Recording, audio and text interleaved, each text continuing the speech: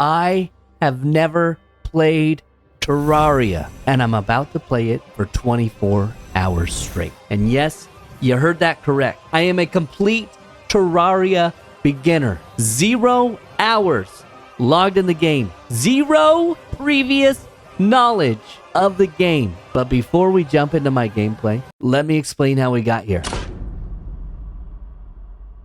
Let me start out by saying I love indie games. I've beaten games like Only Up, where I made it all the way to the tippy top. I played a little game called Raft, where I built a badass tugboat and tugboated my ass all the way to the end of the game. I played a game many of you might have heard of called Stardew Valley, where I had a farm with over 10 pigs.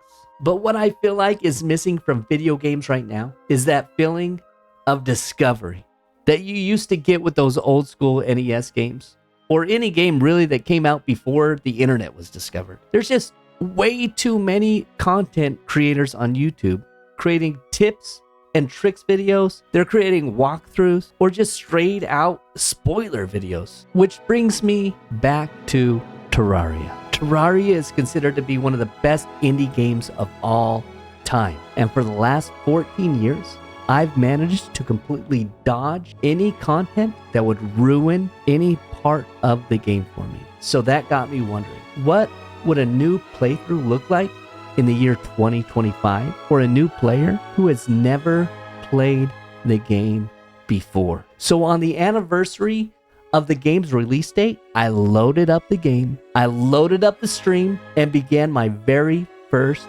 playthrough for 24 straight hours.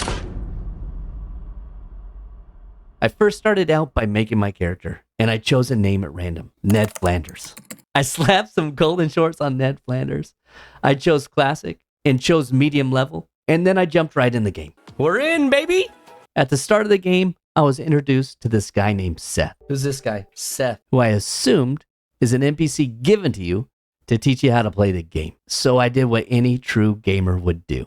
Greetings, Ned Flanders. Is there something I can help you with? No, I'm good. I completely ignored Seth, and it wasn't too long before I came across my first enemy. Oh, what's this over here? A cave? Is that an evil thing? Oh, you motherfucker. Oh, you have to be pointed at it? This sword sucks. First enemy down. Oh, shit, there's a green enemy. I wonder if I can do this. Oh, yeah. This is way better than the sword. The sword sucks, dude. So I had wasted my whole first day trying to learn the basics of the game and fighting the slime ball army. And now it's nighttime. And nighttime in Terraria can be summed up pretty easily. These things just leave me alone for a second. Let me figure out how to build. Oh, who's this fucking guy now? Seth, get your damn bow and arrow back out and help me out. 12 seconds later. All right, I need the... Real fair game. Real fair. So just for reference, I timed how long the nighttime lasts. It's 9 minutes. 9 minutes of misery. So guess what I did the whole next day? I built a house to protect me from the 9 minutes of nighttime misery. It's not the best house. Okay, it's not the best house. It's not the most designed. If it rains, I'm going to get a lot of flood damage because... you know, the water doesn't have a way to roll off the roof yet, but, you know, we're getting there. Now that the house is built, it's time to start digging.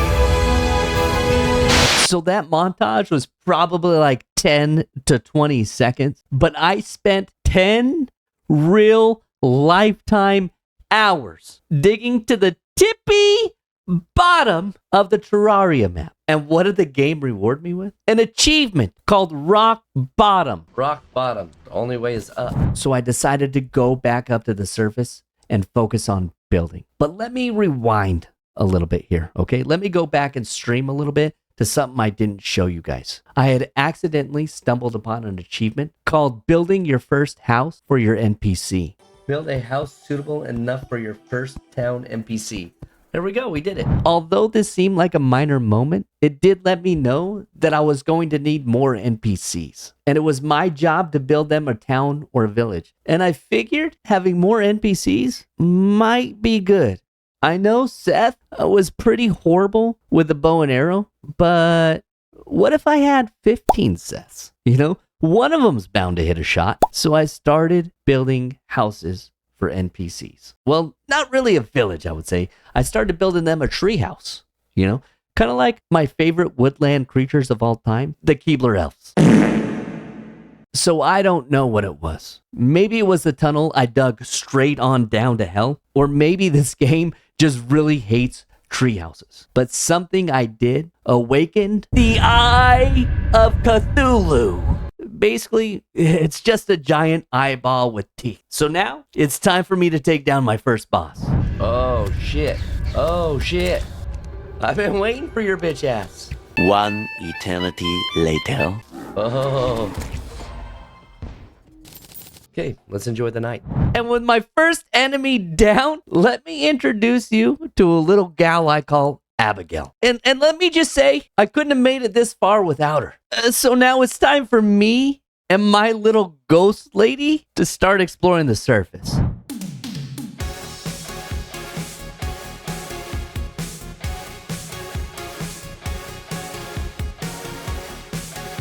So I had made it all the way to the right of the map. It wouldn't let me go any further because ocean. So I used my secret recall juice that I had found and made it all the way back to my treehouse and started exploring to the west. But the game had different plans for me and dropped boss number 2 on me. And I'm a little ashamed to admit it, but boss number 2 took a number 2 all over me. Oh, mother. So apparently, these bosses get harder, but that's not going to stop me. I wanted an immediate rematch. So I went right back to where that boss spawned, but he was nowhere to be found. I was a little disappointed, but I decided to keep on exploring to the west. Now, all the way to the west isn't blocked by ocean, but it was blocked by this cave-looking area with an NPC standing right outside. And when I approached him, he decided to roast me. You are far too weak to defeat my curse. Come back when you aren't so worthless. You're such a piece of shit. You're such a piece of shit, NPC. You could be the worst NPC I've ever met in my entire life. I'm going to shoot you with my bow and arrow out of pure spite. I can promise you this. I'm going down no matter what. 10 seconds later. Oh, shit. Oh, shit. So at this point in my playthrough, I'm a little lost. I don't know what to do next. But here's what I'm thinking. I've seen all these different biomes, okay? The sand biome, there's the tree biome, right? There's the evil biome. What I think I gotta do is go to all these different biomes and maybe dig down a little bit. Maybe unlock a boss. Maybe in the winter biome, maybe that's where I find an ice wand. Maybe in the tree biome, I'm able to find like a jungle whip. Maybe in the sand biome, I'm able to kill a scorpion boss and get scorpion armor. I'm thinking maybe I have to collect all these different keys, all these different pieces. I get them all together, and then I drop back down to hell, and I find the devil.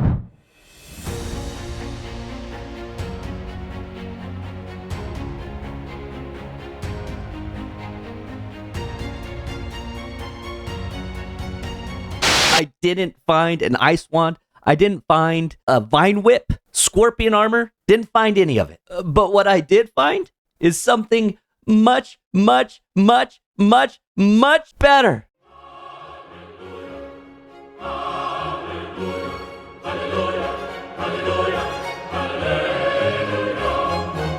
My Keebler elf treehouse is about to be leafy green, baby.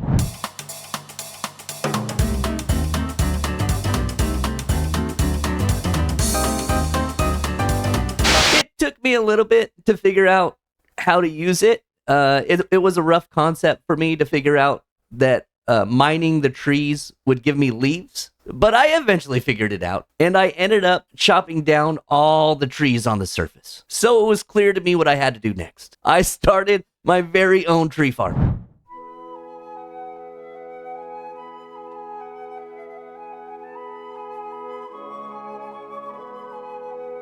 At this point, I needed to give the tree farm a chance to grow, a chance to mature. So I decided to go left again to see you-know-who, the wicked boss of the West. But it's going to go different this time because I've got a plan. You see, much like the Teletubbies, I have a theory that old Skeletor over there gets his power straight from the sun. So we're going to battle him, but this time, we're going to wait for nightfall. Do you possess the strength to defeat my master?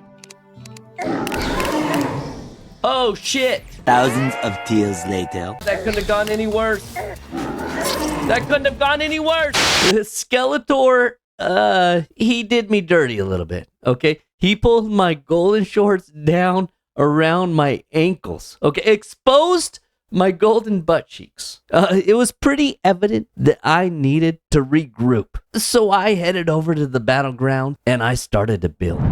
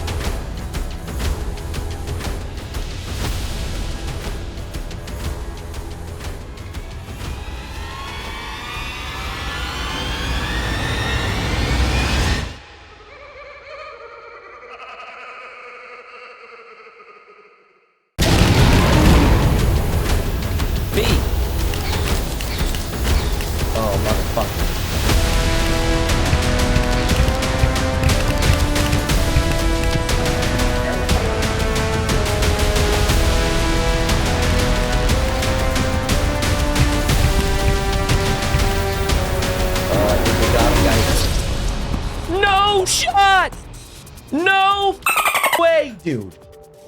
I had a lot of health.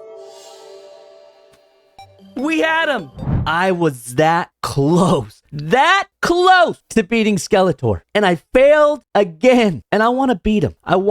But what kind of Terraria player am I if the only boss I can really take down is the Eye of Cthulhu? Okay, the Eye of Cthulhu sucks. It doesn't even have arms.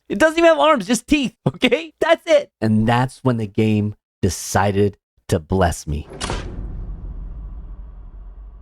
I needed someone to battle that wasn't like the slime ball army or the nighttime creatures or monsters or even the Eye of Cthulhu. I needed someone harder, someone with substance, so I can go back and beat Skeletor. Someone who's taken me down before, okay? Someone who's very beatable, but I haven't beaten yet, okay? I think you guys know who I'm talking about. Enter Mr. Slimeball. That's such bullshit. I died again. Me. Boss number 2 has now taken a number 2 times all over me. Did you guys catch that? He shit on me. Again. Even though I was covered from the tippy top of my head to the tippy bottom of my feet with slime dung, I wasn't about to let that get me down. Let the battle begin.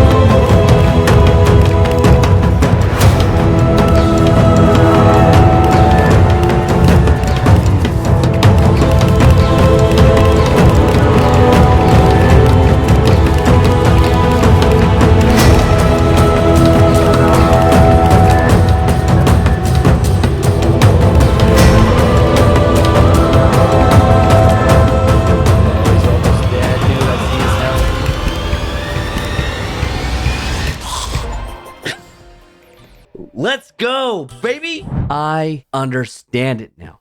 I understand why this game has such a huge, dedicated community. I understand why this game has stood the test of time. And I finally understand why Terraria is considered one of the best indie games of all time. But I am not done with this game. I promise to continue my journey. Ned Flanders will continue his journey through Terraria, building the most epic treehouse you have ever seen. I will put 1,000 arrows into boss number 2's butt cheeks, finally getting my revenge. And most importantly, I will continue my search down in the hell biome until I finally discover who is controlling the underworld.